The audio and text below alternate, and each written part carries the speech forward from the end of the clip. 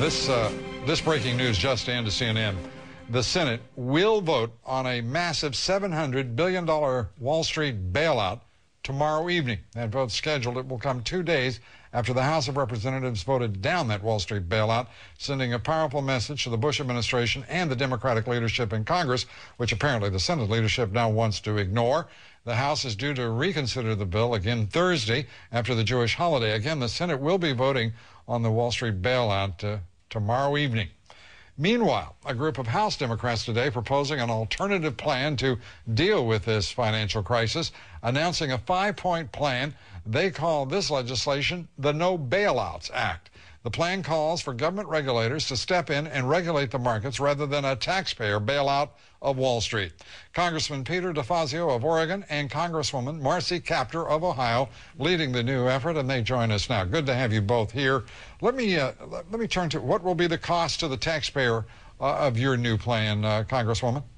Our plan doesn't cost anything because we orient it toward the market, not the government, and we follow the plan that was used back in the 80s and late 70s for the Resolution Trust Corporation. Right. With all of the troubles back then, 3,000 bank failures, hundreds of agricultural banks, Continental Illinois bank failure, inflation of 21%, and over 3,000 banks were resolved.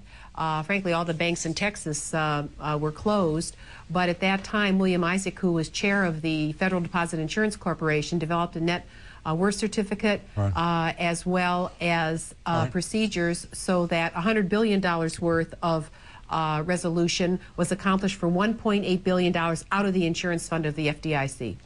Congressman, let me ask you here, have you had any reaction from the House leadership at all, the Speaker, to this plan? Because as Congresswoman Kaptur said, it's reminiscent of the Resolution Trust Corporation. It also sounds like it draws on some of the experience from the early 90s in both Sweden and Finland, as suggested by Bill Isaac, the former head of the FDIC. Right. Is there any truth to that? Absolutely, and what we're offering them is something that enjoys broad Republican support, should enjoy broad Democratic support. Let's try the minimalist regulatory approach. Now, the markets spoke before we voted down that plan yesterday. If you read the New York Times today, they say actually liquidity and lending froze up yesterday in anticipation that the Paulson bailout would pass. I think the Paulson bailout is based on a false premise. Shoveling this money into bad debt on Wall Street is going to solve this problem. This Can is I a ask simple... you both something? Yeah. The head of the Congressional Budget Office said this idiotic bailout of Wall Street was likely to cause a deeper crisis than the one that we're currently going through. Why isn't anybody paying attention to this? And either the White House, the Democratic leadership, are on the campaign trail. Both Obama and McCain act like they have no knowledge of what the heck is going on here. They haven't really identified the basis of the problem. Our banking system is fundamentally sound. This is a credit crunch and a housing foreclosure challenge. Right. They haven't identified the root cause. We can deal with the credit crunch through changes in accounting standards. The Securities and Exchange Commission today, as a result of the work that we've been doing so much over the last week and a half, to try to get them to look at those accounting standards is the reason that our local banks are short on credit, to reevaluate those standards, and then to deal with the home foreclosure crisis in a way that it matters on Main Street. It locks in on Main Street. You know, credible economists say to us, look, if you adopt Paulson's plan, you throw this money at the top on Wall Street under the premise it'll free up credit among the banks, which right, many of them question, 400 at least. They say, but it definitely doesn't go to the root of the problem in housing. And what do you do when housing values go down and there's another tranche of maybe another $1 trillion of bad securities on Wall Street and Paulson comes back for more money, or the next Treasury Secretary? Yeah, We've got to try something else. And we should point out here, just so everybody keeps the record absolutely straight, no one has any idea of these so-called toxic securities. Yes. No one has any idea how many of these there are in the system, period. We have no idea, nor can the Treasury Department suggest what the number is. Some people have estimates, but we know we're being lowballed right now, right? Lou, we know 75% of the subprime loans are good and performing. 25% that may have trouble, we're not sure what the composition of those are, but we should put those into a special housing trust corporation where we can work them out with bank examiners in the way that we did back in the 80s, and be very disciplined about and prudent about the way we do this. Two questions, and one is sort of a statement, is my want from time to time.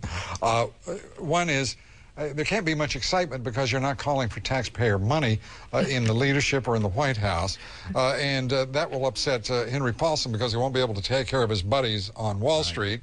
But the second part of this is, will we have public hearings? Will you actually invite the American public to have a voice here? Will you actually put together hearings in which we can hear competing viewpoints on this issue from the world's best, the country's best informed experts? Well, look at it this way.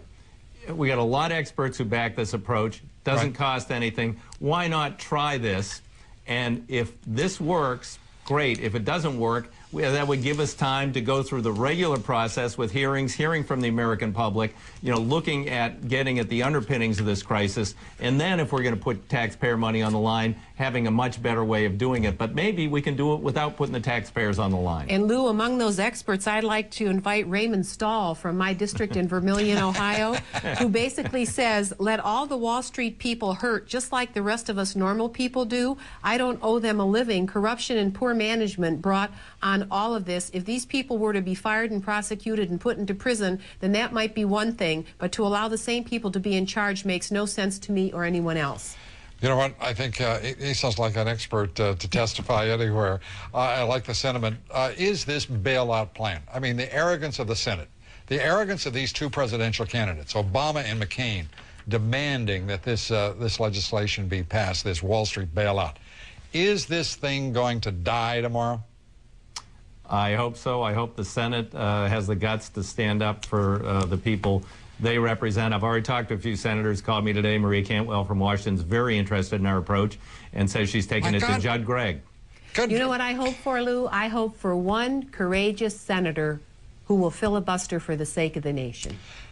You know, maybe two, so they can get a chance to go to the bathroom. So they can stay rested, because they've got a lot of fools to work against in that Senate. I would hope that there's enough courage there. The House proved itself to be filled with men and women who are willing to stand up for what's right and to turn down the special interest and the ignorant, arrogant leadership of your House, the Senate, and of course the fellow over at 1600 Pennsylvania. Thank you both. It's an exciting proposition. I wish you all the best.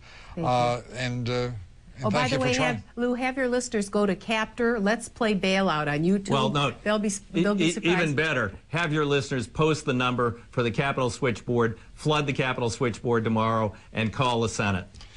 You know what? That's a good idea. Now that's a good idea. We're going to help you. We're going to have that, and we're going to have we'll have that on our website, LouDobbs.com. We're going to put up that number. Now, you want the number for the Capitol, or do you want the number for the House? Now, for the Capitol, it's the sides on the Senate. We got to go for the Senate. We got to stop the Senate tomorrow, just like the House stopped it yesterday. Okay, we're going to have that number up. We're going to put that number up at the end of this, right on the other side of this break, and ask everybody to do as Congressman Defazio suggested: call, email, and Godspeed. Thank you both very much. Congresswoman of Kaptur, thank you. Congressman Defazio. Up next. If this were a dictatorship, it'd be a heck of a lot easier. Just so long as I'm the dictator.